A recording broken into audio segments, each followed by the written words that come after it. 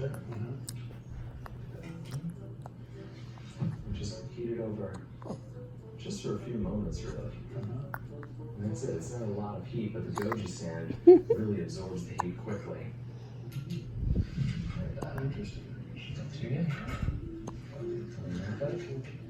And it's a healthy alternative, and I'm not one for health foods, but it comes out really good.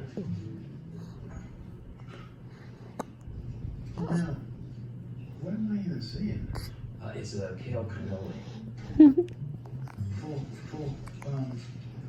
This doesn't even look like what you put in there. Right. Well, I'm losing my mind. What am I eating? Well, the goji sand breaks it down very quickly.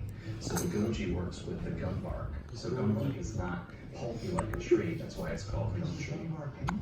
The outside is the gum bark.